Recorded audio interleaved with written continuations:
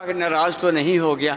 जिसको ये फिक्र ना हो वो फिक्र कहीं से खरीदे, अगर वो नहीं खरीदता तो वो बर्बाद शुदा बंदा है।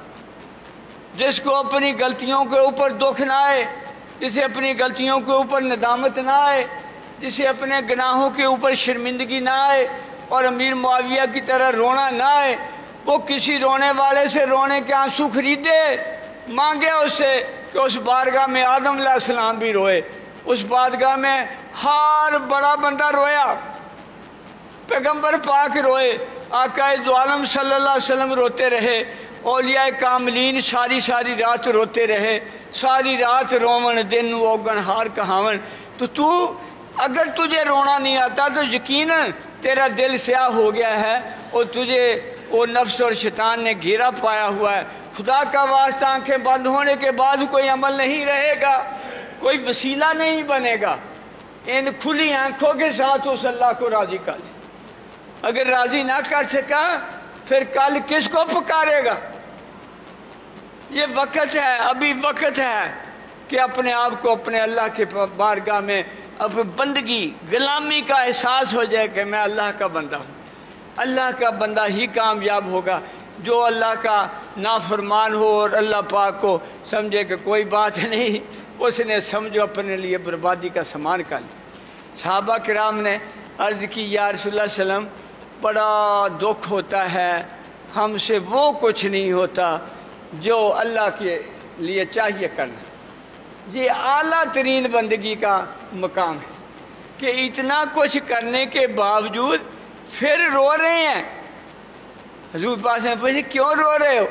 इसलिए रो रहे हैं कि अल्लाह की शान के मुताबिक हमसे बंदगी का वो काम नहीं हो रहा जैसा होना चाहिए था। तो अल्लाह आप फराते मुबारक हो साहबा कि नेकी करते हुए भी शर्मिंदा हो और बद खाही है उनके लिए जो नेकी करें भी ना और फिर खुश फिर रहे हैं। और ईमान से मैंने देखा है कई बंदे इस हद तक अपने दुश्मन होते हैं कि वो अल्लाह को नाराज़ करके उन्हें एहसास तक नहीं होता कि हमने क्या जुर्म कर लिया है, हमने अपनी आखिरत बर्बाद कर ली है, हमने अपने आप को तबाह कर लिया है। जब इतनी पढ़ो कुरान पाक की आयात या पुराने बुज़ुर्गों की कहावतें या पुराने बुज़ुर्गों के सारे हालात, तो आप देखो कि कैसे यानी खौफ का मकामत है कि एक आयत के ऊपर आता है तो एक वली अल्लाह गली से गुजर रहे हैं, अंदर को भाई तिलावत कर रहा है, एक आयत अल्लाह के अजाब की का सुन करके वहीं जान दे देते। इस हद तक यानी दिल पे असर होता है कि हाय नाफरमानी का इर्तिकाब होगी। वो हज़रत शिबान राई रहमतुल्लाह अलैह एक बुज़ुर्ग गुजरे हैं। ये बकरियां, राई कहते हैं बकरियां चराने वाले। वो बकरियां भेड़ें चराते थे तो बगदाद शरीफ में रहते थे। तो एक दिन हज़रत इमाम हम्बल और एक और वक़्त के आलम कहते यार ये मस्ताना सा फिरता रहता है, इसको चेक तो करें कि इसका दीन का क्या हाल है।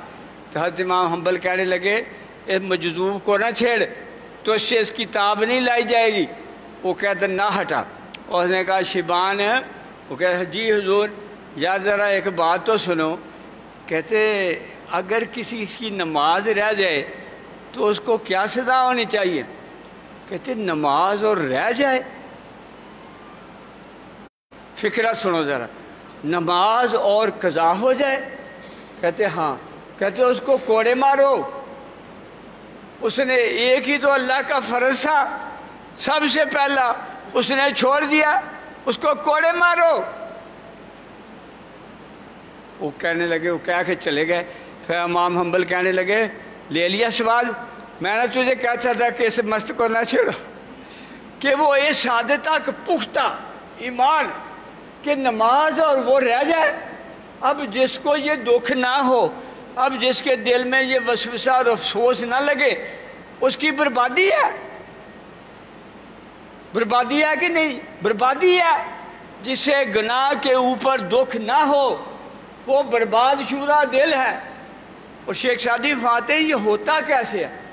कहते एक गलती हुई, اسے اس پہ کوئی دکھ نہ آیا، اس نے اس غلطی کو اللہ کی بارگاہ سے مٹانے کے لیے رویا نہیں، تو وہ دل کے اوپر ایک داغ لگ گیا۔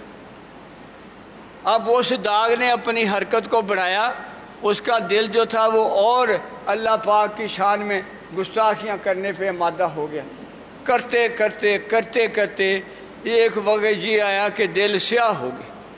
جب سیاہ ہو گیا تو اس پہ کوئی اثر نہ ہو نیکی کا، کوئی بات نہ سنے، کچھ بھی نہ ہو، مگر اللہ چاہے تو ایسے دل کو بھی ایک لمحے میں، اب ان جادوگروں جیسا تو نہیں سیاہ دل تھا، جادوگروں کا دل تو مشرک تھا، وہ تو بہت یعنی خدا فرعون کو کہہ رہے تھے، لیکن جب اللہ نے چاہا تو ایک لمحے میں وہ پکے مسلمان۔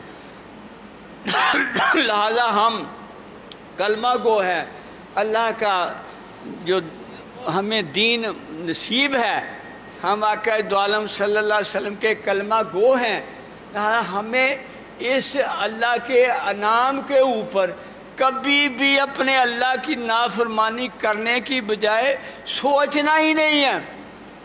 اگر آپ کے بس میں نہیں تو تم بھی کسی شیبان رائی کے قدموں میں بیٹھو کہ تمہیں وہ شیبان رائی اپنے دل کا درد عطا کر دے، اور تمہارا دل بھی اسی کی بارگاہ میں رونا سیکھے۔ جب پچھلی رات اٹھ کے روئے گا تو وہ پچھلے گناہوں کو بھی بھا کے لے جائے گا، وہ جرموں کو بھی ایسے مٹا دے گا، وہ ہر لمحہ جو ہے اپنے اللہ کی یاد میں رہے گا۔ کہ اس نفس اور شیطان آ کے کہتا ہے وہ پھر تو صرف مسلح جو کہہ رہ جائے گا۔ ارے آقا دو عالم صلی اللہ علیہ وسلم نے سارا دن کام کیے، سلطنت بھی چلائی، دشمنوں سے لڑائیاں بھی کی، گھر بار بھی چلایا، اپنی جوتے بھی گانٹھے، اپنے گھریلو امور بھی سارے کیے۔ کیا آقا دو عالم صلی اللہ علیہ وسلم اچھی زندگی نہیں گزار کے گئے؟ جب یہ شیطان کمینہ کہے کہ یا تو دنیا کا اللہ، میں اپنے محبوب کے نقش قدم پہ جیوں گا، میں نے صرف آقا دو عالم صلی اللہ علیہ وسلم سے کی زندگی سے سبق سیکھنا ہے، کیونکہ میری آخرت ہے، میری آنکھیں بند ہونی ہیں، جو اٹل حقیقت ہے مجھے اپنے اللہ کی بارگاہ میں پیش ہونا۔ صحیح نہیں؟ یا مجھے بتاؤ کوئی بچا ہے؟ جب بچا ہی کوئی نہیں تو کون سی چیز ہے جو مجھے اتنی بے نیاز پر آ رہی ہے کہ میں جو ہے وہ کہتا ہوں کوئی بات نہیں، کوئی بات نہیں۔ وہ یوسف علیہ السلام کے بھائی تھے نا، جب آپ کو مارنے لگے یا کنویں میں پھینکنے لگے تو کسی نے کہا یار یہ تو بڑا گناہ ہے، کیسے اللہ سے پہ؟ وہ ایک ذرا بڑا شیطان کے چکر میں تھا، اس نے کہا کوئی بات نہیں، ابھی زندگی پڑی ہے، رو رو کے اللہ سے معافی مانگیں۔ تو حدیث پاک میں آتا ہے جو بندہ اس طرح جرم کرے کہ کہے گا کہ میں اللہ سے معافی مانگ لوں گا، اس کا جرم کبھی بھی معاف نہیں ہوتا۔ اس کو پتہ ہوتا ہے کہ میں جرم کر رہا ہوں اور کہتے ہیں کہ اللہ سے معاف کرا لوں گا، کہتے کبھی بھی وہ معاف نہیں ہوتا۔ وہ جرم جو غلطی سے ہو جائے اور پھر یہ روتا رہے پھر وہ معاف ہو جاتا، یعنی ایک ایسا جرم جو واضح جرم ہے اور اس کا پتہ ہے کہ جس کی سزا ہے، اور یہ اس برتے پہ اس ناز میں کہا لیتا ہے کہ اللہ بڑا کریم ہے، اللہ بڑا رحیم ہے۔ وہ خطا کو تو عطا میں بدل دیتا ہے۔ خطا وہ ہوتا ہے جو سہون ہو جائے، جو غیر ارادی طور پہ ہو جائے، جس کا وہ پورا سمجھدار نہیں تھا، اس سے غلطی ہو گئی پھر بھی وہ رو رہا۔ اور اس کی بڑی مثال ہے کہ ایک دفعہ آقا دو عالم صلی اللہ علیہ وسلم نے کچھ صحابہ کو بھیجا، کسی بت پرستوں کو، وہ پروگرام بنا رہے تھے کہ مدینہ پاک پہ حملہ کریں، تو بھیجا ان کی سرکوبی کے لیے۔ تو نا یہ رجب کا مہینہ ہے نا، ایک 4 مہینے ہیں جن میں جنگ حرام ہے، جنگ نہیں کی، قتل کرنا حرام ہوتا ہے۔ وہ انہوں نے 29 تاریخ کو جو رجب سے پہلے کہا ہوتا ہے جمادی الاخر ہے نا، جمادی الاخر کی رات تھی تو چاند 29 کا ہو گیا، انہوں نے حملہ کر کے ان کو مار دیا۔ اب ان کو یہ پتہ نہیں تھا کہ چاند ہو گیا ہے، لہٰذا وہ صریحاً پکڑ والے میں آ گئے تھے، تو انہوں نے وہ فتوے لگائے کہ دیکھو جی یہ اللہ کے ماننے والے بنتے ہیں، یہ مسلمان کہلاتے ہیں، انہوں نے اللہ کے حکم کی خلاف ورزی کر دی۔ آقا دو عالم صلی اللہ علیہ وسلم بھی ناراض ہوئے کہ یار تمہیں یہ نہیں پتہ تھا کہ رجب کے مہینے میں ایسا نہیں کرنا؟ تو کہتے جی سچی بات یہ ہے کہ ہم نے غور ہی نہیں کیا اس پہ، ہم اپنے مشن کے بارے میں سوچتے رہے اور ہم نے حملہ کر دیا۔ فوراً وحی آ گئی کہ یہ کہتے ہیں اللہ کے حرمت والے مہینے کی توہین کر دی ہے، اور سب سے بڑی توہین تو یہ کر رہے ہیں کہ اللہ کے خلاف بتوں کو پوج رہے ہیں۔ تو کیسے اللہ پاک سائیڈ لیتا ہے؟